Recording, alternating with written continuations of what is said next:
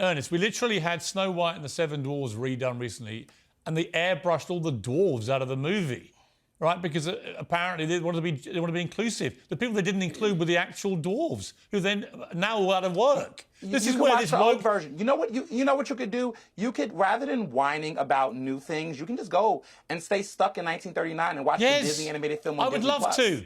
You could do that. I would love you to, can do Ernest. That. And other people can watch. And other people I would love to, and then I can watch my Disney films. That's what we have. But Ernest, then I can watch my Disney films without people like you ruining them, right? And trying to pretend that some kid can't watch Bambi's mum being killed.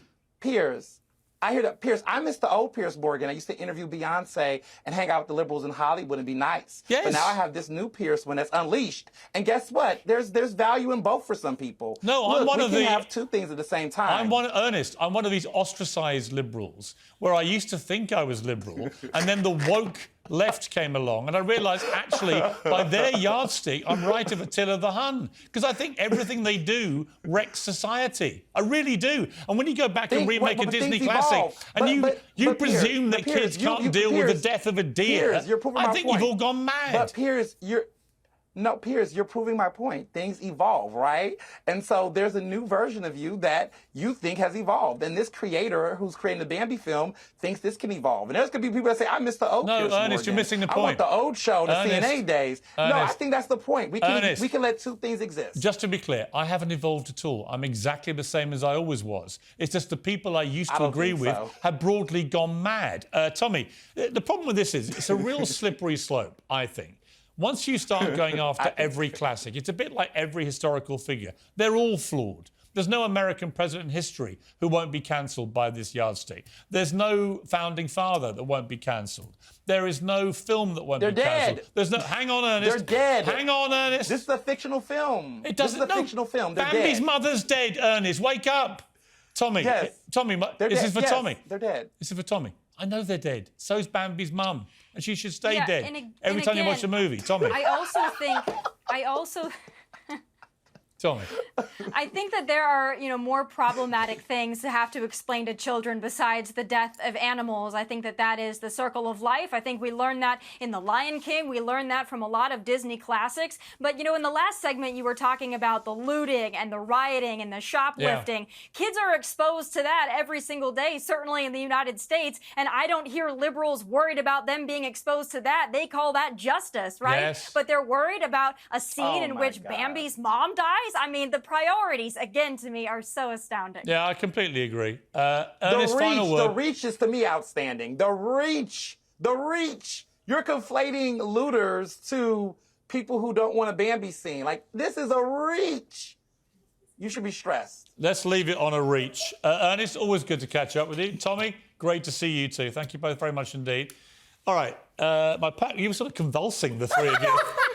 About this debate. But Ava, at the heart of this debate lies my basic belief that we're covering our kids in so much cotton wool. They are woefully ill-prepared for the real world. And I'll explain why. When we brought in participation prizes for Sports Day, right, all that means is kids do not learn what losing involves, what not winning involves. You don't get participation prizes in the real world. You win, you lose a job, you get a job, whatever. There's no reality to this. Now all the films are being sanitized because apparently kids can't deal with these. I'm fine. I watched all these films. It didn't turn me into some corrupted mass murderer or make me flake out. It was a film that had that sad moment, and your heart goes like that when you watch it. What's wrong with allowing kids to watch the reality? Well, I don't agree with your first bit because we actually do have participation prizes in life, and that is just not being best, not being number one. What is that? Taxes? At not all times are you number one. I can tell you, Sometimes in this game you don't, in the media you don't. No one gives you a prize for coming 8th. Well, or last. No, you don't. Maybe I would like one. No.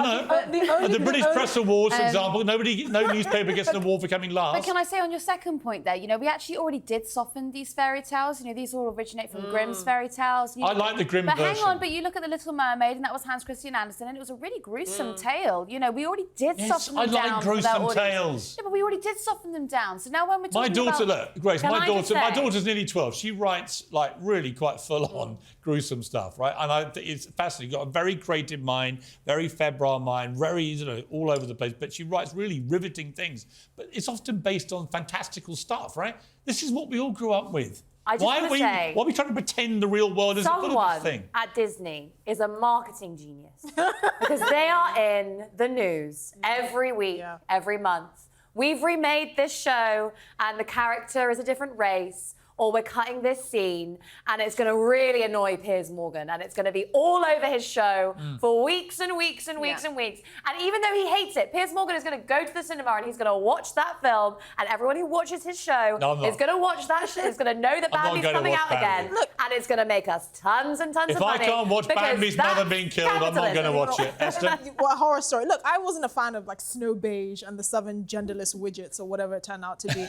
but I do think the overarching point is make new stories, for the love of God. Stop remaking them and just making them, yellow and green and, having some one-legged Chinese trans person or whatever. Just make new stories. And it's interesting That's to me all I want. that Ernest was convinced that I have evolved to a new place on this stuff, right? I haven't. I'm exactly the same person I've always been. But the world that I thought the liberal world was about has changed so dramatically. This woke stuff is completely mad most of the time.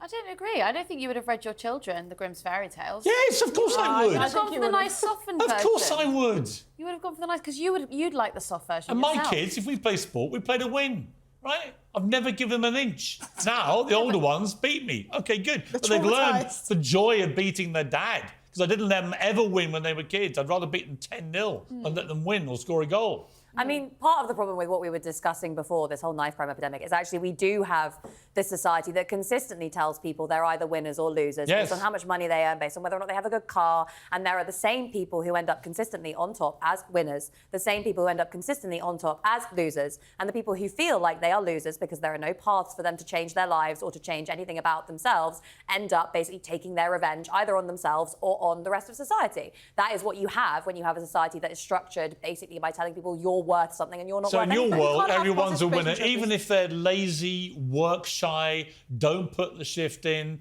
they're still winners in your my world is a world in which people are different and cannot be compared by weird little league tables that tell you if you have more money, then you're a better person. I think money's got nothing to do with it. But it does. We live in an incredibly materialistic society. For example, there are brilliant nurses where money is not... And they get paid nothing because we don't value them, because we tell them that what they're doing isn't worth it. Money is not a comparative thing in a hospital. It's not. It's about how good you are as a nurse. Why do you think people like Andrew Tate are up there being like, oh, I have loads of guns and loads of Range Rovers and loads of women, and that makes me a good man? Andrew Tate has become hugely popular with young men because he is out there. Status anxiety. He is out there for better or worse, and I think there are equal doses of both of him. For better or worse, he is a voice defending young men when actually every other voice out there at the moment attacks. Andrew Tate is a voice speaking to men with status anxiety, telling them society tells you you're a loser because you can't get a job and you don't have any money.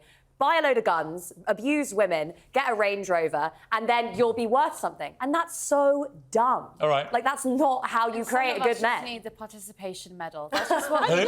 Some of us just need it, you know? You're not going to get one, either. Inequality in society. I think there'll always be winners and losers, and I think it's the way we handle it. To say that actually we need a society that doesn't have winners or losers is quite It's not that we need a society that don't have winners and losers. All right. It's never going to be the case. Whether or not you're Unfortunately, I now win because I get to stay on the show. You three lose because you're being removed from the show. And yet you'll invite us back anyway. You know what? Against my better judgment, yes, I will. Lovely to see you all.